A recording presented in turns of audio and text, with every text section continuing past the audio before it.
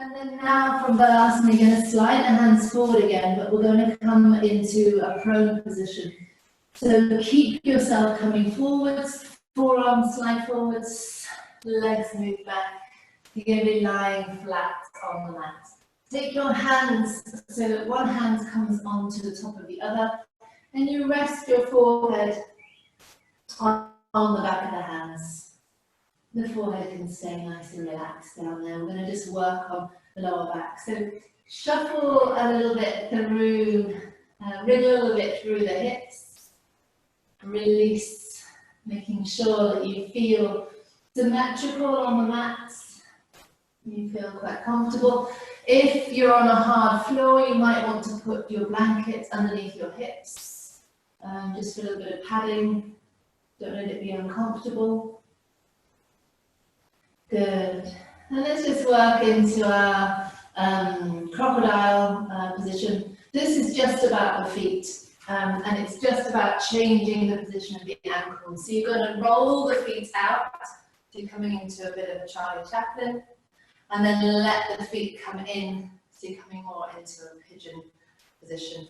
You won't probably get the feet flat, but it's as much here about what's happening through the ankles as it is the effects on what's happening up into the hips. So you're rolling just gently between those two positions. The feet are a little bit wide, alternating between the two, pressing down so that the heels almost touch down, and opening up. There's a nice little bit of internal and external rotation, feet, the ankles, and up to the hips.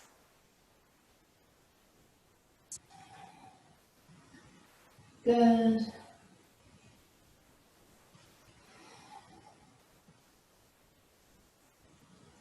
Good. And then once again, just come to wriggle out through the hips.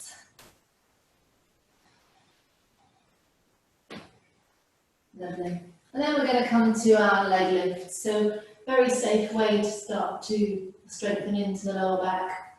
Just keep your head neutral. I'm lifting and turning mine just so that you can hear the sound a little bit better. So think about lifting through the right leg, just a few inches. The toes can point away. The hip has stayed anchored down, probably the top of the thigh is down as well.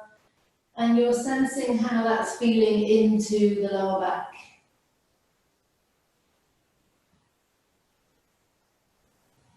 Take a deep breath in and softly release that leg down. Change over, try it through the left side.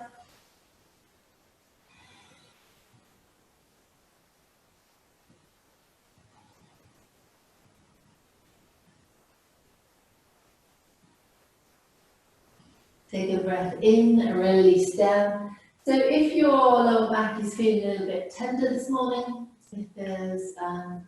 if one leg was enough, by all means just keep working one leg at a time. If the back felt okay with one leg at a time, you can try lifting both legs together. So you take a breath in, both legs lift off the mat. Quite a different sensation because you're pressing down much more now through the pubic bone. Send the breath to where you're feeling the strengthening happen. So it's coming right down into the lower back. Direct connection. Very safe way because the stomach is nicely supported by the mat. It's a real safe way to bring strength work in.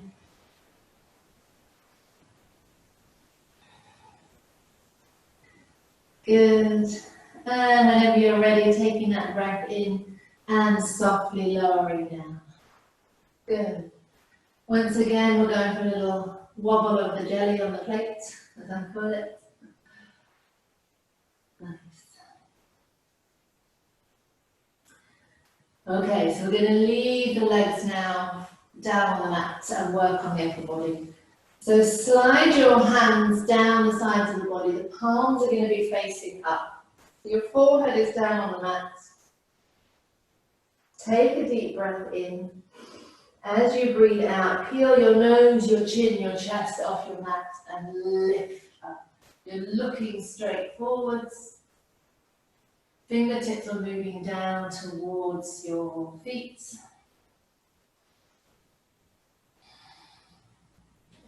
Notice the effects of the breath. So you really notice as you breathe in, you lift slightly. As you breathe out, you lower away. Send those shoulders away from the ears. And anytime you're ready, take a breath in, release down the out breath and rest on one cheek. Shoulders melt to the mat. Everything releases and relaxes and lets go.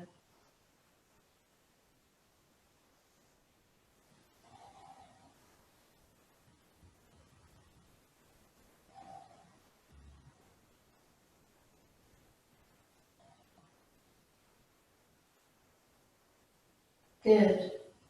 I'm going to work a little bit dynamically now. So bring your arms forwards. You're going to start with your arms out at shoulder height.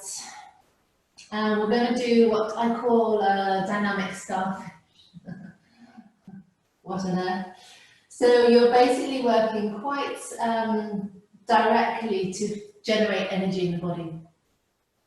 So you're going to breathe in, lift off both the arms and the legs, so you feel like a starfish. Breathe out, come down. You change the position of the arms slightly each time you breathe in. So the more you bring the arms forward, the harder it is for the lower back. So you might want to just keep working with the arms out to the side. You can work quite quickly. We're stimulating, energizing here. You can bring the feet together. You can be in a kind of pencil shape. And then you can start to work out again into your starfish. Good.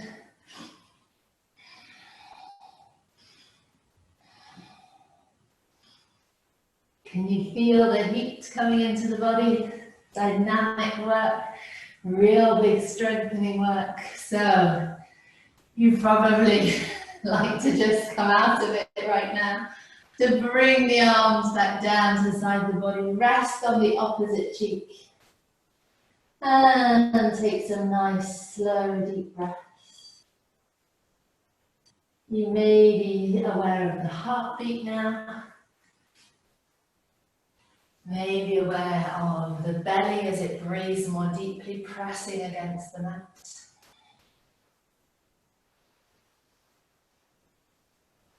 Nice just to sit, just to stay still and observe the body settling back down again.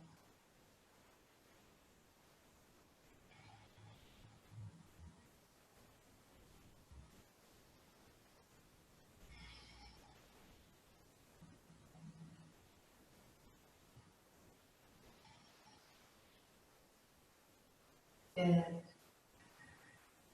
So bring yourself to rest once more on the back of your hands with your forehead so everything is aligned. You are going to bring your feet together, legs together. This is a very, it's quite subtle, but it's actually quite strong work now to directly strengthen into the lower back. So you're going to really press the feet, the knees, the thighs together. So you're trying to come into feeling that you've only got one leg. You're amalgamating your two legs into one big one. So press everything together, the ankles, the feet, knees, thighs.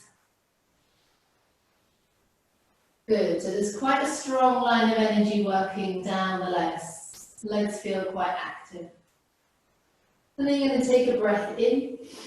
As you breathe out, you're going to try and lift that one leg off the mat. So you're pressing, squeezing in. Chances are it won't come very far and it will feel quite strong. It's really working to strengthen into the glutes. What's that expression from 80s aerobics? Buns of steel. It makes you feel like you've got buns of steel. That's the one. Good. So anytime you want to, just come down and release. And let those buns of steel melt back down to being jelly on the plate again. Good. Excellent. So we're going to take that again, and I'm going to change it slightly. So you're going to press in again into one big leg. So pressing the ankles, the knees, the thighs together. Feet pressed together. And then you're going to bend at the knee. So the feet are going to come up vertical into the air. Keep pressing in. Take a breath in. And now the challenge is to lift the knees, the thighs off the mat. It probably will be fractions of a centimetre, half a centimetre, half an inch. Super strong work, very subtle. You can directly feel the benefits, the effects of what's going on. Take a breath in, release down.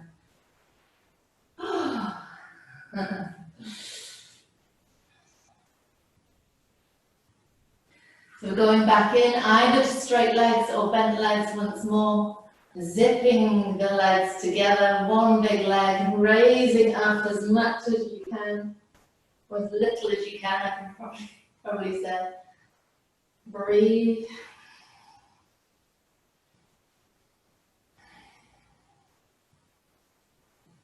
Good. Take a breath in.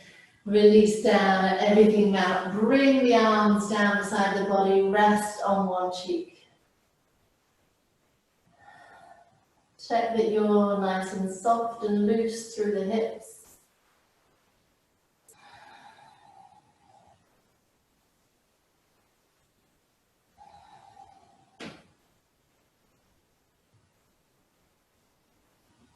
Good.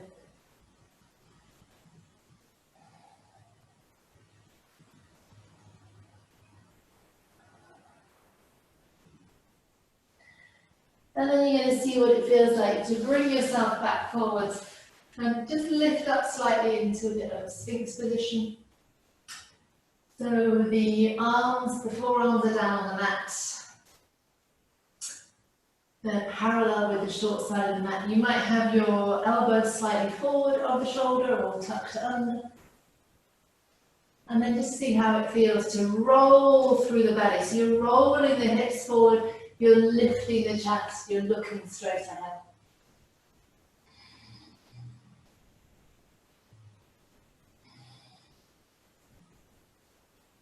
Good. And then raise the right foot, look round over the left shoulder.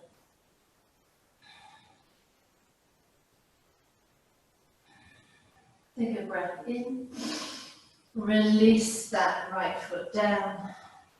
Raise the left foot, take a breath in, and look round over the left shoulder.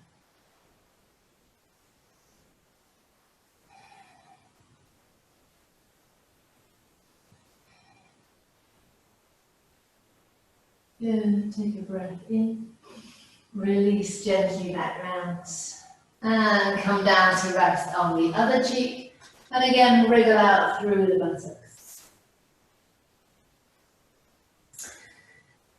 So we're now going to move to our legs and upper body moving at the same time to come either into our locust, Shalabhasana, or into your bow position, Dhanurasana. So have a little test out. If you bend your right foot up and send your right hand back, do you find anything? Do you find a connection with your top of the foot, the ankle? Can you open that right shoulder, just lift that left leg, that right leg a little bit off the mat? There may be a connection, there may not. If we're in class, we can use belts here. Test it out on the left side, but just make sure that your left knee has stayed parallel, so that that left hip has not moved out to the side. Have a fish, see if you find anything. If you found something, it's a sign that you might try your Dhanurasana. If you haven't, then stay with your Shavasana, your locust. So for your locust, bring the forehead down to the mat. Send the fingertips down the side of the body, those palms facing up again. Feet are just hip width apart. Take a breath in. As you breathe out, peel the upper body, lift the legs, send the shoulders and the fingertips down towards the feet. And breathe into the position. If you want to try your Dhanurasana, you take hold of tops of both feet. Keep the thighs parallel, keep the knees tracking towards each other. Take a breath in. As you breathe out, you're lifting the upper body, letting the shoulder blades come together. You're finding that little position of your bow. Energizing, strengthening back work. Just check in that you're not allowing the knees to come out to the side. Notice the effects of the breath. Gentle rock starts to happen with the breath. Good. Energizing work, strong work. Anytime you need to, you take a deep breath in, you release all the way down, and you relax onto one cheek.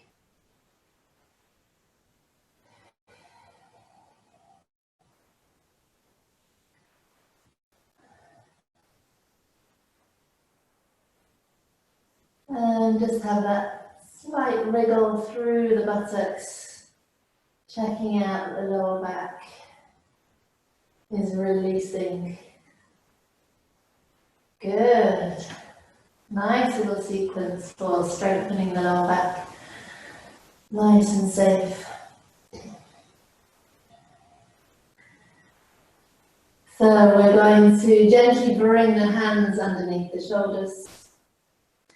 Softly push up towards your all fours. And then have a little shake through. So wag your tail, let the hips just loll side to side, easing out that lower back. And from that energizing back bend of Shalabhasana or Dhanurasana, whichever one you did, we want to counter pose. We're always trying to leave ourselves balanced in our yoga practice. So we're just going to wriggle those hips back through swan and then down into child's pose.